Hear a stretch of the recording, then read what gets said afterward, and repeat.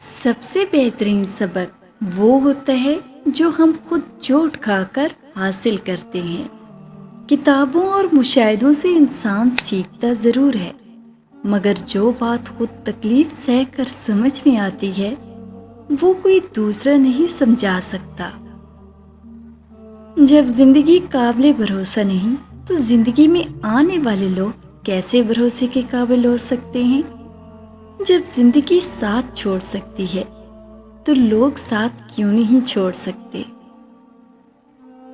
جب اللہ تمہارے دل میں کسی کا خیال پیدا کرتا ہے تو وہ چاہتا ہے کہ تم اسے مناؤ، اسے وہ چیز تمہیں دینے پر آمادہ کرو، بار بار اسے پکارو، اس کے آگے جھولی پھیلاؤ تاکہ وہ کن فرما سکے اور تمہاری فرمائش پوری کر سکے۔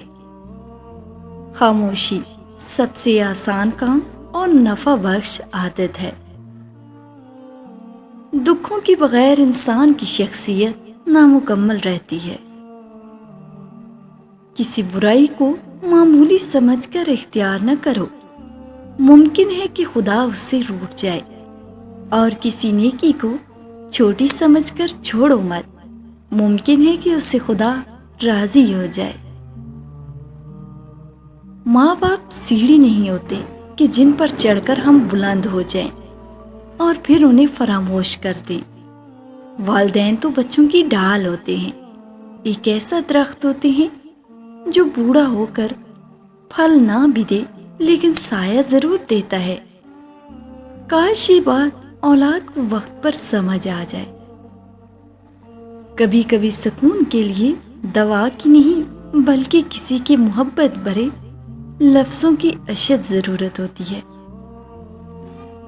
بہادر بادشاہ وہ ہے جو یہ نہ پوچھے کہ دشمن کس قدر ہیں، بلکہ یہ پوچھے کہ کہاں ہیں۔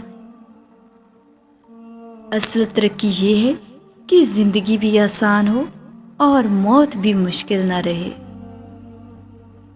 جو شخص تمہاری نگاہوں سے تمہاری ضرورت نہیں سمجھ سکتا، اسے کچھ کہہ کر خود کو شرمندہ نہ کرو۔